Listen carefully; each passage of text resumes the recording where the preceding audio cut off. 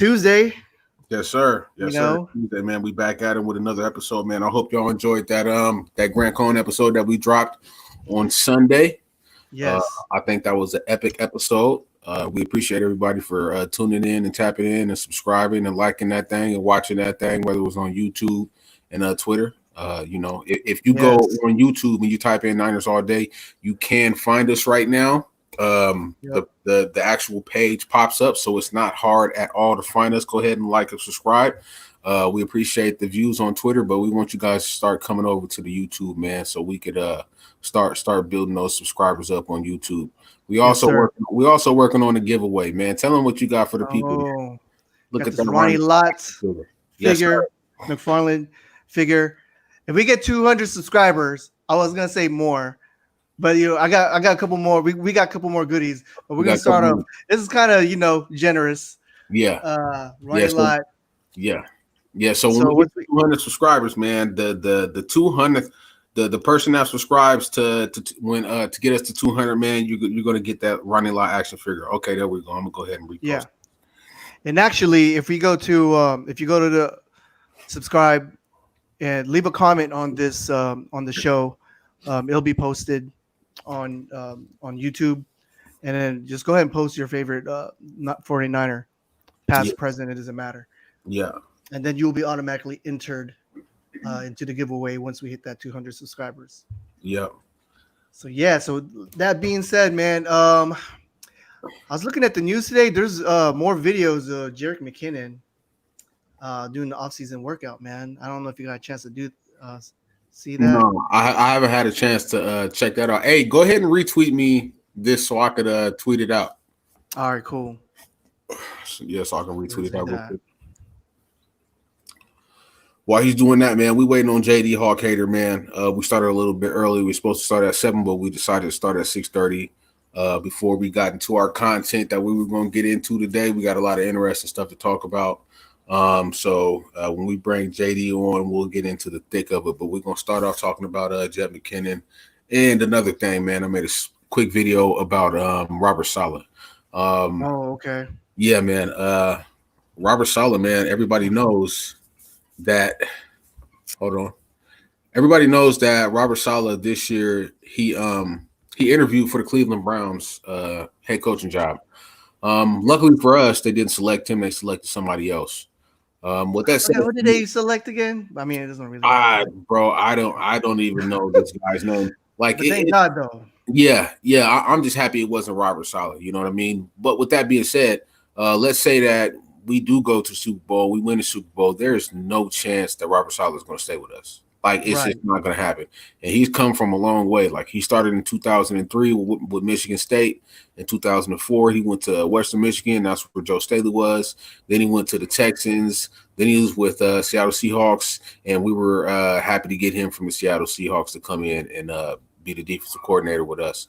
I've been looking at some people that's on the defensive staff already. And I have one guy in name that I think that would take over as the defensive coordinator, and that's Chris Kaserik. Yes. I love Robert Saleh, right? I think he's a great defensive coordinator, but the way that Chris Kaserik coaches, like he coaches the single-handedly most important part of the defense, and that's the front four. Yeah. And everywhere Chris Kaserik has been, from here to Detroit Lions, like, he's always had a dominant front four. I remember when he had Ziggy Ansah and Kerry Hyder, who we have now, and then they had Dominic Sewell on that front four. And there he goes. Right there. JD, what's going on, bro? JD. What up, guys, man? You told me 7 o'clock, man. You killing me over man. Yeah. Hey, my bad, bro. Hey, man, we try to get it in a little bit early, man, so it can catch on and we can keep these fans tuned in before other platforms come on, bro. You know how that be. Yeah, for sure. I just I ran to the store real quick. I said, I got some time. And I get back and I check my Twitter, and you're like, yeah, we're going live early. I'm like, oh, what? I didn't know. Like, yeah, man. I appreciate it, man. Thanks. Apologies for the short notice, man. But JD, man, for me personally, man, I'm a big fan. I can't remember when the first time I seen you. I think the earliest thing in my memories is when you were doing a draft reaction, and I think you wanted to. You're like, oh, we should have got Deshaun Jackson. I forgot what year that was. 2008, maybe. I started on YouTube in 2009. 2009. Okay. So yeah, you probably saw one of my draft reaction videos for sure, because those are the ones that get the views. But right. Yeah, I've been on YouTube since 2009. I had an old channel before this one, Hawkhater TV, and I was a part of what was called the NFL Trash Talking Circle, where a lot of rival fans would come on and they'd rep their teams and talk trash to each other and all that. Long story short, my old channel got deleted by accident. I had to start over in 2014, and that's the channel I'm on now. So. Damn, no wonder you changed it. Yeah, man. But I consider you as the OG 49er YouTuber, the Godfather, like way back and stuff. So big ups, man. And I appreciate that. I'm definitely not the Godfather. I am one of the first like 5 or 6 guys that were on YouTube doing it. Right. But the Godfather, that's my boy Frisco Fitted TV. His name's JP. He was the very first 49er video maker on YouTube. He's the reason I started making videos. Word. And but yeah, I've been on here for a minute, man. 10, 11, seasons now. It's been a long time, and still doing my thing, talking some Niners, and hey, right now, it's nice to talk some football with everything else going on. So it most definitely is, bro. It most definitely is, man. It takes you away from all the craziness in the world, man. So we formulated some questions for you, JD. And my first question is, how long have you been a Niner? How long have you been a Niner fan?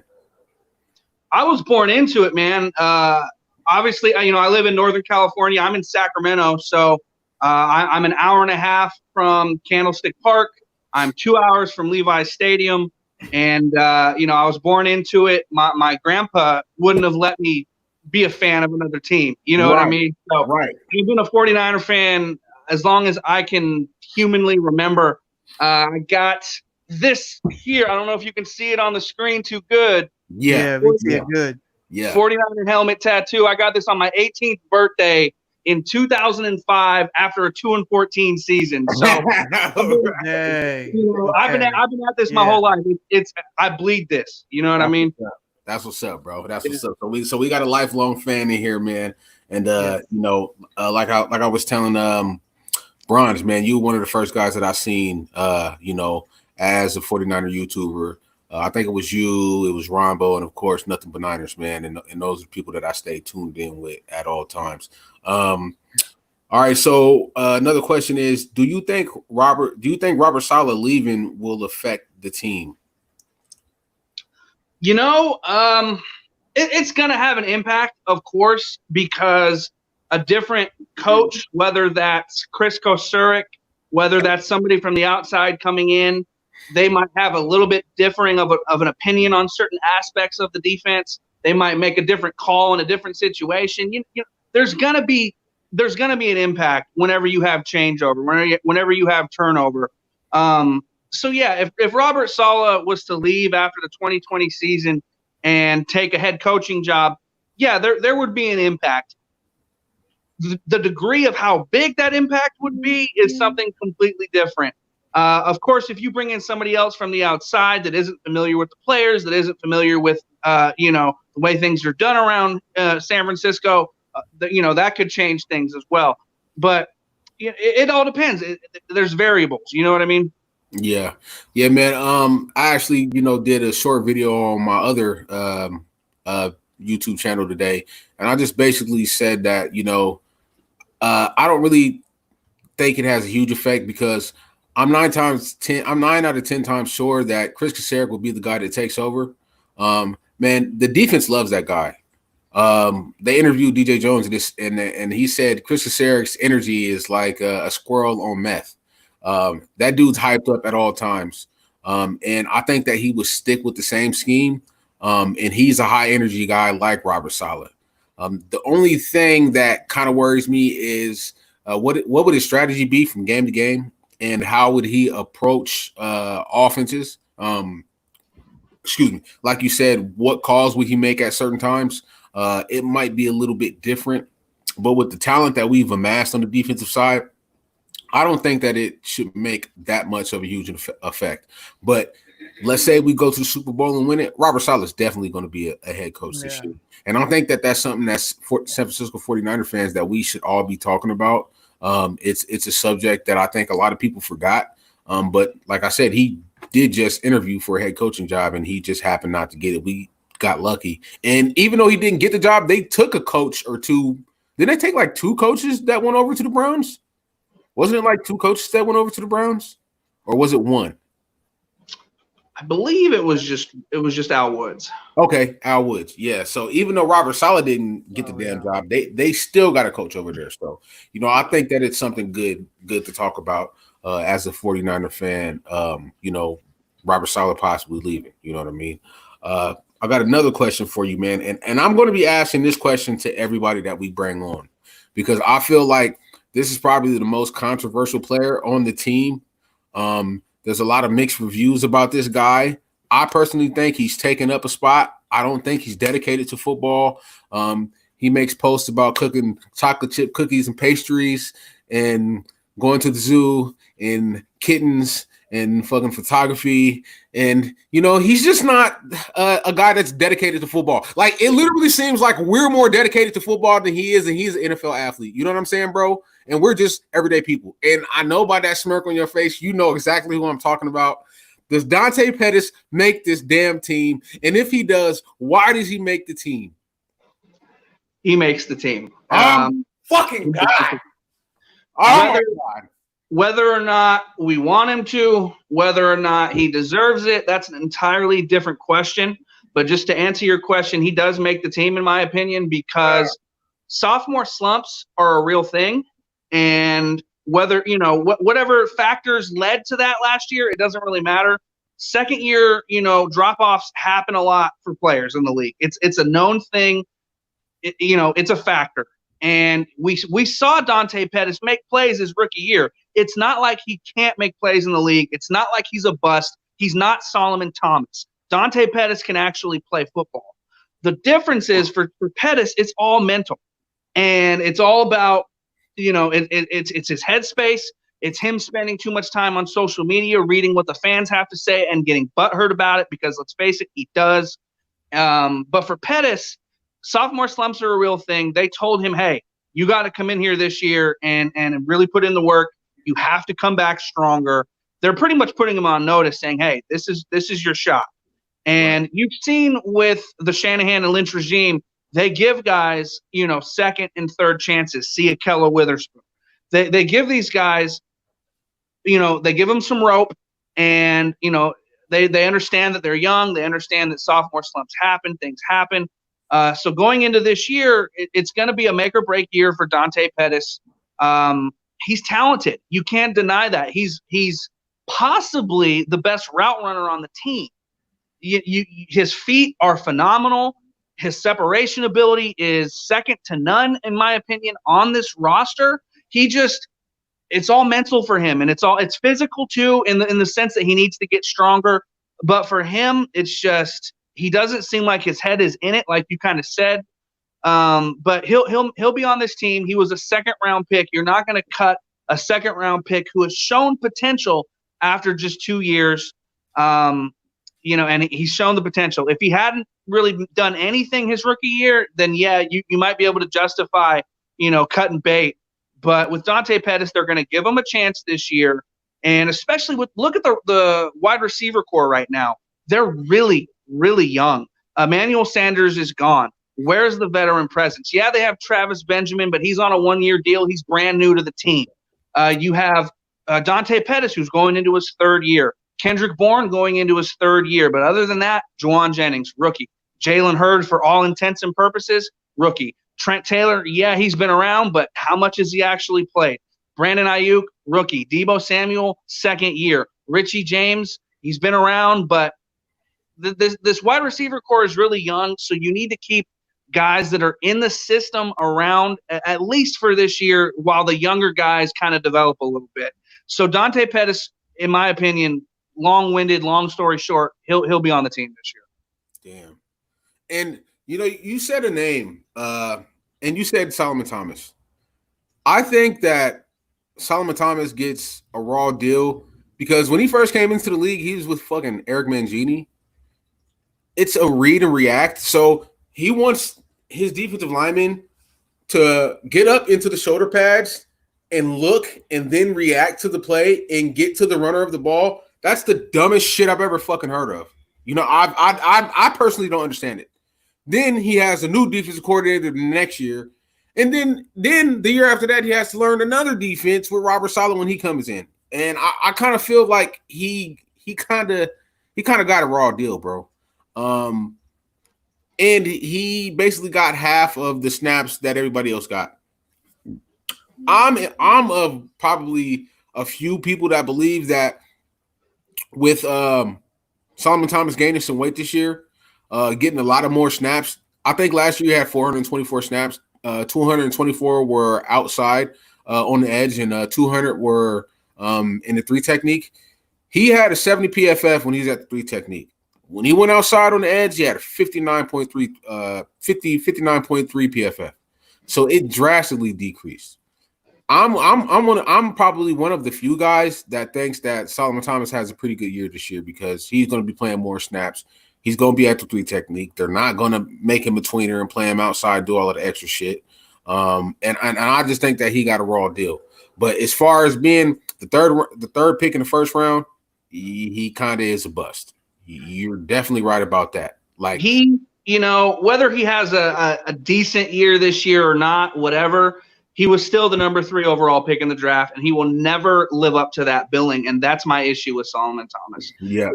The production that you get from Solomon Thomas, you're basically he's basically like a 5th or a 6th round pick in terms of production, in terms of expectations. He's not a good football player in my opinion for a 3rd overall pick. Right. That's where my gripe is with Solomon Thomas. Is he okay at stopping the run? Sure. But he, before this year, I don't know how much weight he's gained. He's been too small to play on the interior full time. He's not athletic or twitchy enough to play outside full time. So what is he? You know what I mean? And he's jumping off sides in critical moments. He just does some stupid shit sometimes. Yeah. And it's really frustrating. And he got a raw deal with playing under 2 defensive. That was a huge fucking raw deal. That was huge. That was huge, bro. When you're the 3rd pick in the draft, your talent should kind of supersede that a little bit, and it doesn't. Yeah. And for me, Solomon Thomas should have been off this roster before last year. Oh shit!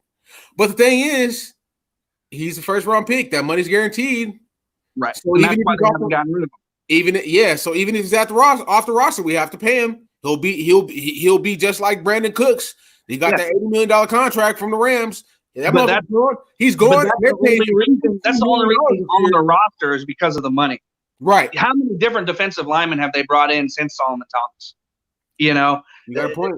He's on the roster because of the money. That's it. That's all. They can't trade him because who's going to trade for a dude making that much money? It's a lose-lose situation kind of for everybody involved. I'm hoping. I'm just really hoping that he balls out this year because if somebody else signs him, even though we didn't pick up his 5th-year option, we still get a compensatory pick for him because he's a 1st-round draft pick. So, you have a good year, you ball out. I think Solomon Thomas is a good guy. He went through some traumatic shit that Dante Pettis didn't go through. I know that for sure. Multiple coaches. So, man, I'm just hoping that it pans out for him, man. I appreciate that, man. That was some good shit. This next question is, will Jet McKinnon be a major factor in the 49ers offense this year? I know me and my boy Bronze is kind of excited about Jared McKinnon. We're probably on an island by ourselves and shit, but we've talked about being a pass catching back coming out of the backfield. It just adds another dynamic. And Shanahan said that a lot of the offense was basically built around him. And when he left, that went out the window and we went to the fucking Super Bowl.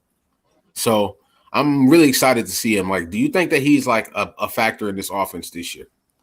I'm going to answer your question with a question. Hey, bro, that ain't what they taught us in English, bro. You answer question. What running back will be a major factor? Because with the Kyle Shanahan, with the way he's platooning all these different running backs, you can't count on one guy to really stand out. You know, as much as we want Raheem Mostert to be that guy this year, I'm not going to be surprised if Tevin Coleman gets more carries. I'm not going to be surprised if Jet McKinnon takes some carries and touches away from Raheem Mostert. The platoon that they have, you can't really say that one guy's going to be a major factor just based on how Kyle Shanahan's been using all these guys. And coming off of, back-to-back years with that knee injury, you're not going to rely on him for a heavy workload anyway. And so I don't think he's going to be what we thought coming in when we signed him. I was excited as hell too, don't get me wrong. But just now at this point, what we've seen from Kyle Shanahan, how he likes to platoon these running backs, how he likes to play favorites with guys like Tevin Coleman when we know that Raheem Mostert needs to have the ball in his hands. I don't know if Jet McKinnon's going to get enough touches to say that he's going to make a major impact. This is the thing, though. I don't understand why people don't like Tevin Coleman. Like, this guy averaged 4 yards a carry. He had the most receiving yards as a running back last year. This dude had 9 touchdowns last year. He had a 2-touchdown playoff game last year. He was the guy that would carry the ball in the trenches and get banged. Like, if you look at a lot of the tape, like I've been rewatching a lot of games, he was running into the trenches into 300-pound motherfuckers with no problems. And it wasn't until the playoffs to where he got nicked up and his ankle got rolled up on in that Vikings game. He was the guy that was going to get that, 3, 4, 5 yards, maybe even a 2-yard carry. But then you're going to get a change of pace running back to come in like Raheem Mostert and Matt Breida, and then they break a 15-yard run. All of those runs were set up by Tevin Coleman. So right. I think he's more essential than people think he is. You know what I'm saying? Like he had.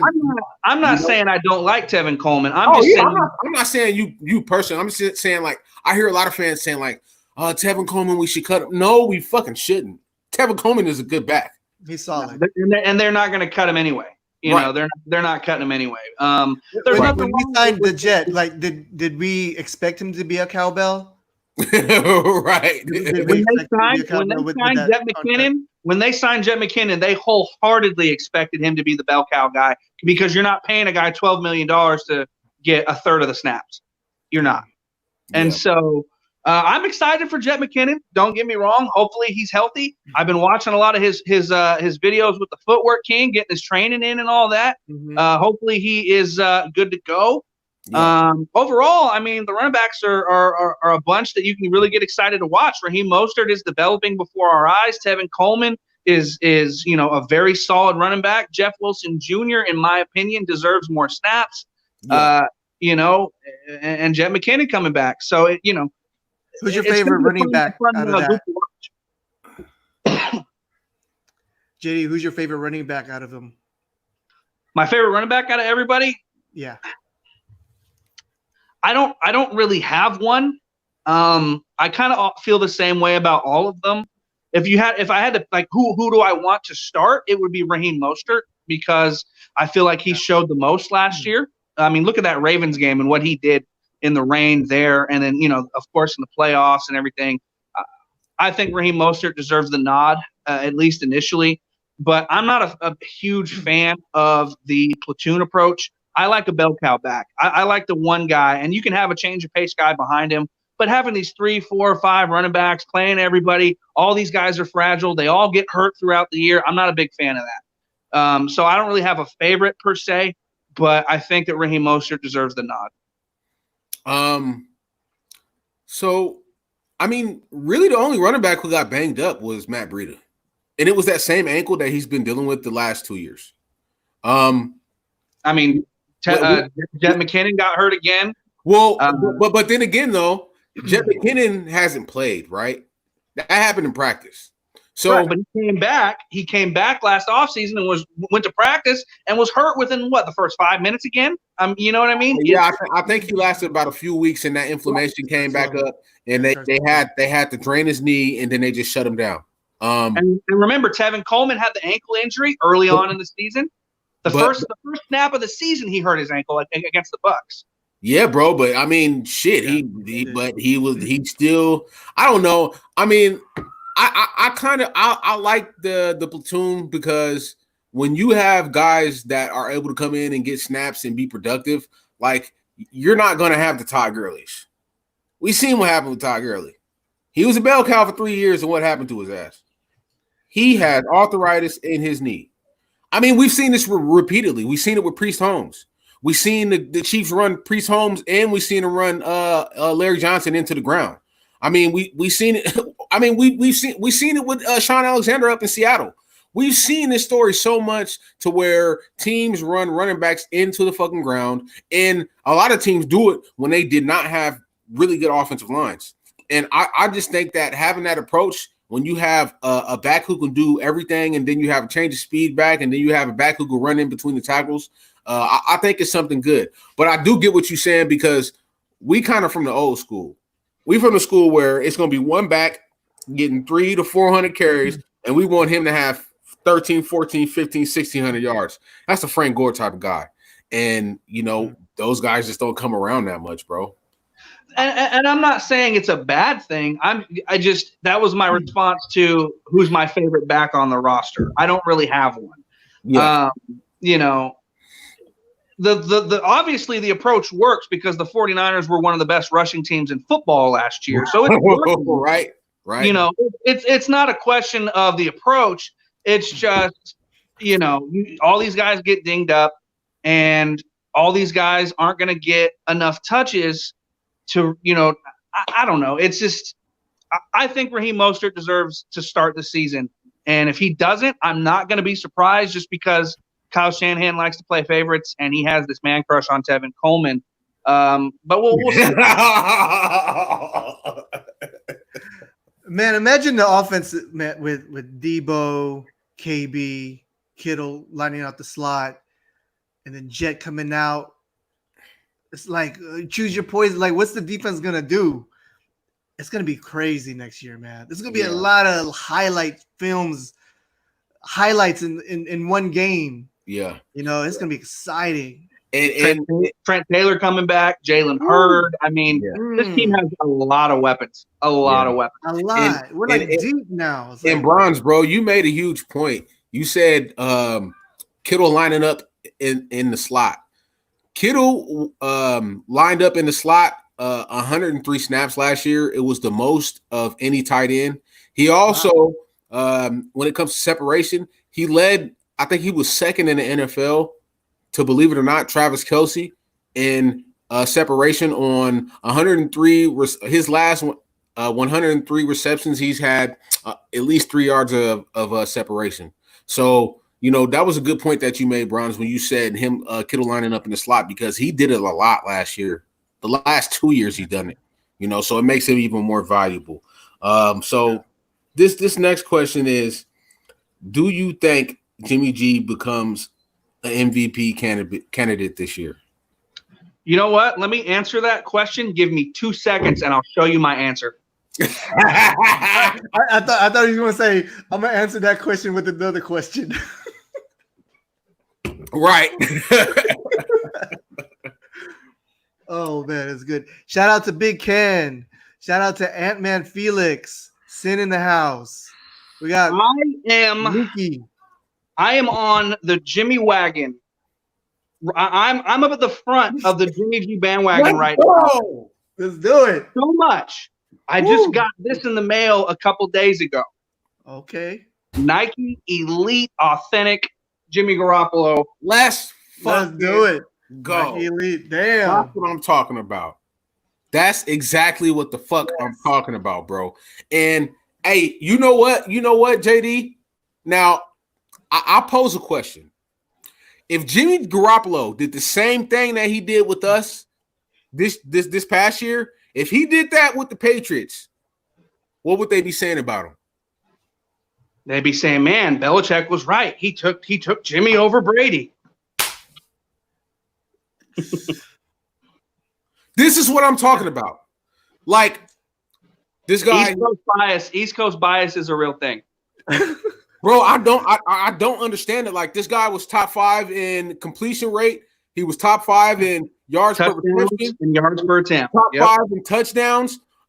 He He was top 5 in come from behind wins in the fourth quarter. He had 4 of those. He was, bro. It really bothers me that he gets as much criticism, for being as good as he is. And then on top of that, he had 6 interceptions that were tipped interceptions.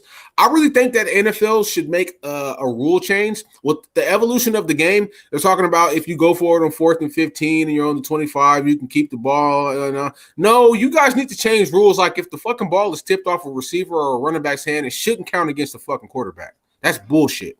Mm-hmm. That's bullshit. I mean, I get what you're saying, but yeah, the talk against Jimmy G is it's a little preposterous, man. I can't stand it. People that downplay Jimmy G, people that talk down to Jimmy G, don't watch the 49ers play. They don't. Right. They don't know Jimmy Garoppolo. They don't know how good he is. They don't know about those fourth quarter comebacks. Yeah. They just want to talk because they're reading PFF stats. Right. And those are the worst kind of people. And the Stephen A. Smiths of the world. Yes, I was going to say that. Has Stephen A. Smith ever played a snap of football in his life? Jimmy G can ball. I mean, I ain't disrespecting him, but Jimmy G can ball. I call him Jimmy G porn star. And I don't mean that disrespect. Man, shut your ass up. With that big ass forehead you got. We ain't trying to hear that bullshit, man. And people are they're slandering Jimmy G, and he's coming off a torn ACL and did what he did. So frustrating, yeah. When Jimmy G balls out this year even more, what are they going to say now? And the biggest thing, of course, is that he didn't throw in the first 2 playoff games because the 49ers were running the ball down the throats of their opponents. I mean, he still threw for touchdowns. In both of those games, he threw for a touchdown. But, I mean, if we running for 300-400 yards, what are you going to pass for? Right. Wow. But they want to say, oh, Kyle Shanahan doesn't believe in Jimmy G. Look at how many times they ran the ball in those first 2 playoff games. Okay, what about the Super Bowl? They weren't just running the ball in the Super Bowl, were they? 18-21 going into the fourth quarter. He had 2 tip passes with linemen in his face in the fourth quarter. Nobody talks about that. He had a foul getting hit in the face. You know what I'm saying? I mean, there's a lot of shit that happened. Yes, let's go, Jimmy G. This is his first full season in his whole career, and he went to the Super Bowl. Come on, man. People that know and know football know Jimmy G is not the weak link as they wanted to say last year so much. Yes. Yeah. Because the season before that, what was our record? You know what I'm saying? When he was hurt. Yeah, exactly, bro. That should be evident enough, so. Yeah. And I mean, how long has it been since the 49ers went up to Seattle and won? I think it's been back when we had Kaepernick, bro. It was 2011 with Alex Smith. Damn. Before this year, it was 8 years. Yeah, that's the year that Alex Smith went down, and then Cap came in that Packers game. No, it was the 2011 season when they had Tavares Jackson. Okay. Golly, bro. It's been 8 years since we won up in Seattle. We get a healthy Jimmy G. What happens? We win in Seattle. It's not a coincidence. Man. For reals. That's crazy, bro. I did not. I feel mad off when Bowman got hurt in Seattle and they start throwing trash. Popcorn and beer cans and all that old shit, man. Yeah, that shit was not cool, man. I did not feel that. All right, man. Well, this topic has been very controversial. I think a lot of fans have been getting mad because they think that people are irreplaceable. I am a fan of the players, but I'm more of a fan of this shit right here. This is what I'm a fan of. I'll let you finish, Trey, and I'm not going to do a pull of Kanye on you. I'll let you finish. I know where you're going. And I got an answer for you. So. Hey, this is what I'm a fan of. If y'all see my boy Bronze, y'all see that 49ers, that's what we a fan of. If y'all see JD with that fucking Kyle Shanahan 49ers hat on, this is what we're fans of. I love the players. I love George Kittle. But I think people need to be real and be fucking honest. We've seen it happen this year. It came out that we'd offered Buckner $18 million. He turned it down. People said he wanted 20 million. No, he wanted 21 million per year. That's what he got. We took that same money and we spread it out through 14 players. We re-signed 9. We had 5 free agents come in, and we're going to sign all of our rookies on that money. Mm-hmm. The news is out. I got it from Grant Cohen. He talked to his agent. I got it from Grant Cohen, and he said that we offered Kittle $14 million a year, and he turned the shit down. $14 million a year is $3.5 million more than the highest paid tight end in the league right now. Now, do you think that George Kittle is worth giving $17 million a year? Because it sounds like if they said we're far away, it's not going to be 15 because that's not far away from 14. It can't be 16. That's not far away. I think 17, about $3 million is probably what George Kittle's going to want. Now, do you think that it's more important to sign George Kittle and break the bank, or re-sign Trent Williams, K'Wan Williams, Kyle Juszczyk, Ben Garland, DJ Jones? Because you can spread that money out through all of those guys. You can. It could happen. Also, Mosley, he's going to be a free agent. Sherm, he's going to be a free agent. I mean, the whole secondary. Yeah. Kwaski T, he's going to be a free agent. So, like, what do you think is more important, bro? Do you think that breaking the bank for Kittle, or should we do the smart thing and keep the depth and pieces on this team and get 2 first-round draft picks for George Kittle? That's going to be all right. George Kittle's not going anywhere. I'm telling you that right now. Anyone that wants to argue with me about it, I got $100 that says the 49ers resign. No, bro. I'm not. This is the thing, though. I don't want any of our fans out there, any of the people who support us, to think that me and Bronze are saying we want the 49ers to trade Kittle. That's not what we're saying. What we're saying is we're trying to be logical here. We have a lot of pieces next year that's not going to be here. Luckily, we have $60 million next year on the books because a lot of contracts come off the books. Also, Weston Richburg, he had a $34 million contract. We restructured him. All of his money left on his contract is going to be next year. He won't probably be re-signed. I think we saved like $14 million from him alone. So you add that on to the 60. What we're saying is, do we break the bank or do the logical thing? Get draft picks for him. You're going to have OJ Howard available. David and Juco going to be available because Austin Hooper went over to Cleveland. There's going to be a lot of good tight ends that's available. Do we get the two first-round draft picks, or would you break the bank for Kittle? Break the bank for Kittle. You break the bank for Kittle. And it's not breaking the bank for Kittle at the expense of your defense. I feel like they're going to figure it out. They're going to sign Kittle, make him happy. You might lose a piece or two on defense. You might. You probably likely will. That happens a lot. That happens a lot with successful teams. Out of me. That scares me, bro.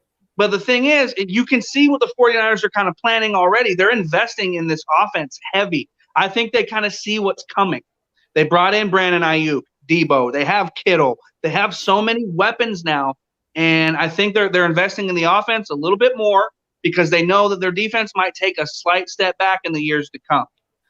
But I think they're going to pay Kittle. Parag Marate is obviously a genius with these contracts. He is. When it comes to all this, the money and the contracts and worrying about cap space and who's going to stay and who's going to go, I don't worry about it too much, because Parag Marate can structure a deal like nobody's business. Right. So they're going to re-sign the bulk of these guys that you're worried about losing if you re-sign Kittle. They're gonna bring these guys back, but you got to look at it too. K'Wan Williams is on the wrong side of 30. Richard Sherman is on the wrong side of 30. There's guys that they're gonna probably be out of here sooner than later. D Ford, I'll be honest with you, I don't think D Ford's a 49er after next year, and that's gonna help. That's gonna help facilitate a Kittle deal. Hey, bro. We had 38 sacks with D Ford in the game. We had 16 with him out the game. That motherfucker is important. I understand that. With his health, with his knee being a degenerative kind of issue, I don't know if they're going to want to pay the dude $20-something million a year and him, missing 5 or 6 games a year. You know what I mean? So this year is going to be huge for him. If he stays healthy and plays all 16 games, then yeah. But if he's hurt, if he pulls his hamstring again, and if he has these little lingering issues, I could see them moving on from D Ford. I don't know, bro. Either way, like you said, $60 million in cap space next year. We're going to have a lot to play with. Parag Marathe is a genius. George Kittle is literally the face of the franchise, even more so than Jimmy Garoppolo. George Kittle is one of the top 5 faces of the league right now. You don't just let those guys walk out the door. And you talked earlier about Buckner and how we saw what they did with Buckner. Buckner wouldn't take the money, so they traded him. Bruh. Hold on, let me finish my point real quick. They said, okay, Buckner's not taking this money. He wants X amount of dollars, $20 million a year, whatever. Oh, we can't afford to pay him. Buckner wanted Aaron Donald money, right? He wanted to be paid like one of the top 1 or 2 defensive tackles in the league, which he is not. George Kittle is the Aaron Donald of tight ends. George Kittle's money as the number 1 tight end in football is justified. DeForest Buckner wanting Aaron Donald money is not.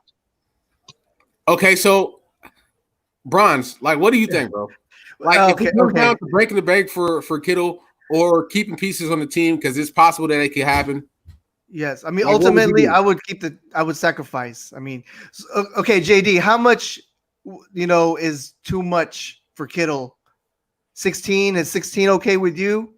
People are really way too worried about the overall dollar amount and the yearly salary amount. You have to look at the guaranteed money. That's where everything always starts and ends with these deals. Right. He's probably going to get somewhere around, 40, 50 million guaranteed is my guess.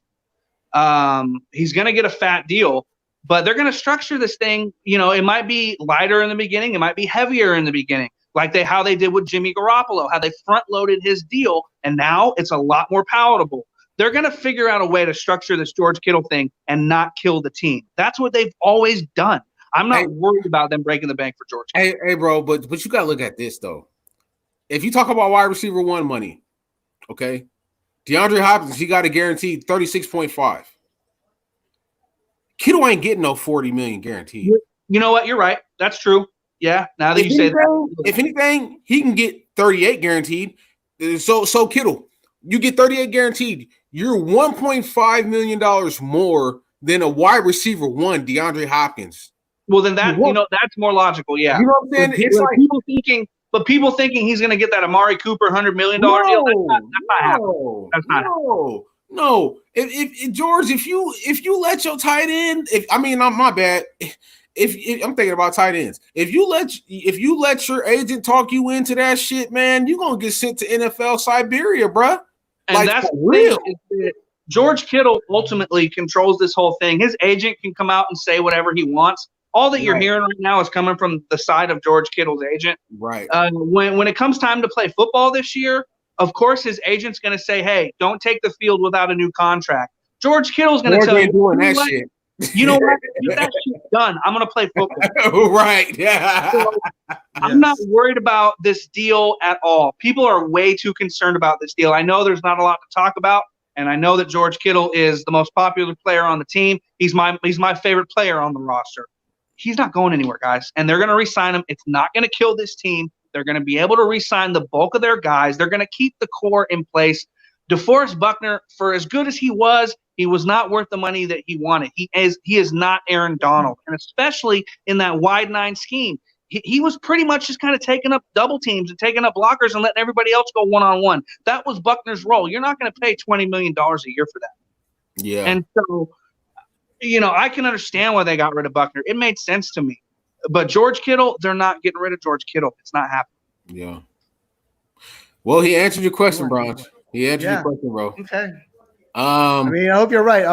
JD. I think so. Yeah. We'll find a way to keep him. And the thing I like about Eric Armstead, bro, he's your boy. He's a Sacramento native, just like you. He just came out and said, like, I want to be a 49er. Like, I don't live far from here. My family could come to the games. I want to be a part of my community. I don't want to go nowhere. And he showed that he wanted to be a 49er. DeForest Buckner didn't. He didn't want to be a 49er.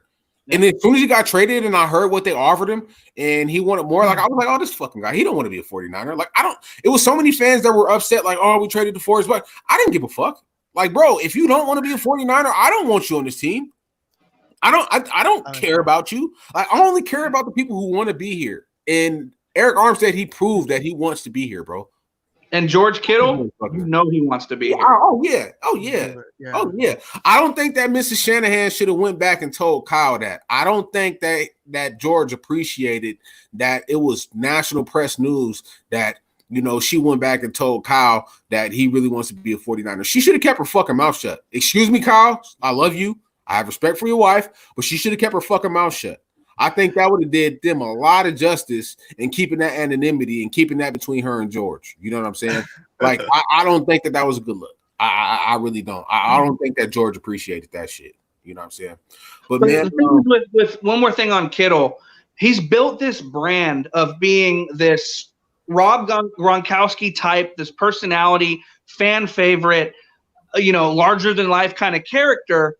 He's a, you know, like I said, he's a fan favorite. Every year at training camp, after every single practice, George Kittle is the last player on the field signing autographs. He spends an hour to 2 hours after every training camp practice signing autographs for hundreds of fans. Are you serious, bro? Every single day. I've seen it with my own eyes several times. I met George Kittle last year.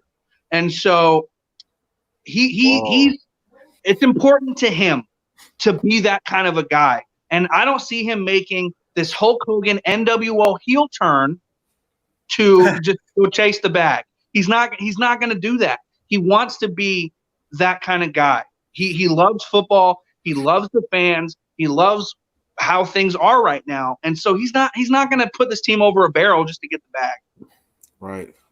Man, you know, hey, man, I don't know what to say after that, man. Brian, what you got to say, bro? Man. Yeah, I mean, you know, give me, you know, confidence in us getting in, and, you know, Parag's going to hopefully find a way. I'm pretty sure he will. Parag has, you know, he hasn't messed up yet in a while, so. Yeah, man. I mean, you know, we'll see what happens, bro. You know, to all the people out there, man, we thank you for rocking with us. You know, you guys should go subscribe to JD, the Hawkhater, bro. He's been doing this shit for a long time. He's a true 49er ambassador in my mind. You know, he's a diehard fan. He lives, you know, in the area. He's not in San Francisco, but he's not far from San Francisco. I'm a season ticket holder, baby. Season ticket holder, man. Yes, sir. Yeah, man. And we definitely, man, we appreciate you, JD, for coming on. We trying to build our little platform. This is only the 4th episode, man. You know, it's a lot of other things that you could have been doing right now, bro. But you know, you took your time out of your day to come and rock with us, bro, and to give the fans a good some good content, man, and a good insight on 49er football. And to me, bro, I'm very appreciative of that. You know what I'm saying? Me and Bronze, bro, because man. Keep doing what you're doing, man. Yeah, it's not easy building a platform, as you would know. You know what I'm saying? It takes a long time, and I don't think that it would be possible with just 2 people doing it. I think it has to be done as a collective with the 49er faithful, man. So, bro, we appreciate you coming on, and shit. Anytime you need us to do something, bro, you just inbox me, bro, and I got you. It's no problem. Yeah, you not a problem. I appreciate the kind words, man. And like I said, I've been doing this on here a long time. And if you guys have any questions on things or want any advice on how to grow your channel, whatever it is, just let me know. Because you guys have 2 of you. I just got me doing my channel, and I don't know.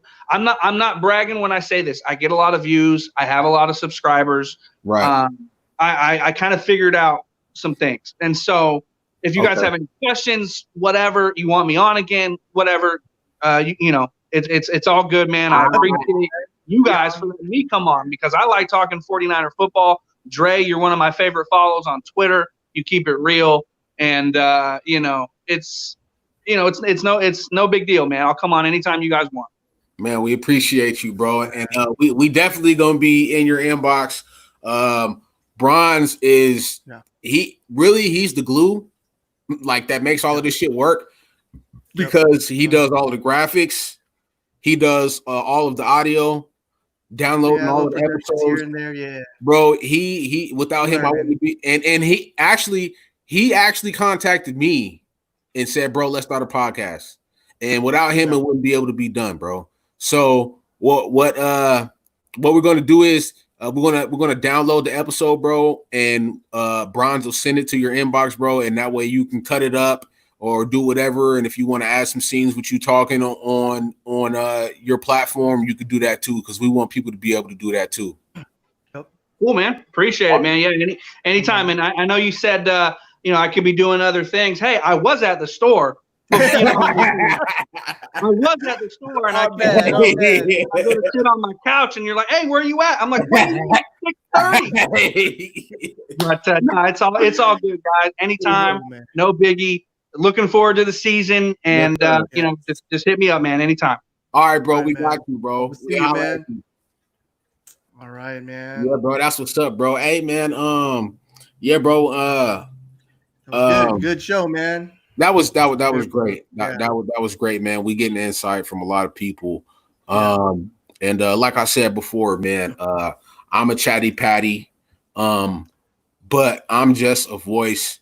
Bronze, like I said, he's the fucking glue that makes this shit happen. Really, all of the cool shit that you guys see, the banners, the platform, all of that shit, the lettering, the color, all of that shit, bro. Bronze does that, bro. This is a true collective. We do this shit together, and without him, bro, this shit wouldn't be able to happen. And I appreciate you, bro. Man. We're doing for the love, man. You, bro. Yeah, and I appreciate you. And don't forget. Boom. Y'all see that? Y'all hold on. Do y'all see that right there? Y'all see that? Y'all see that? There you go. Yeah, man. A lot, man. Yeah. I don't want to give this up, but I'm gonna do it. I'm gonna do it. Yeah. So the people out there that subscribe, the people out there that like the channel, the people out there that goes ahead and makes a comment. Man. Shout out to the homies. Big Ken, Damian Morgan, like Sin, Bob Merck, everybody, Big Body Griff. Shout out to all you guys. Oh, that's my big brother. What's up, big bro? What's happening? What's happening? So Big Ken's asking when's the next show. The next show is I was gonna do something tomorrow with my boy Breezy, Wayne Breezy from NBN. Yes.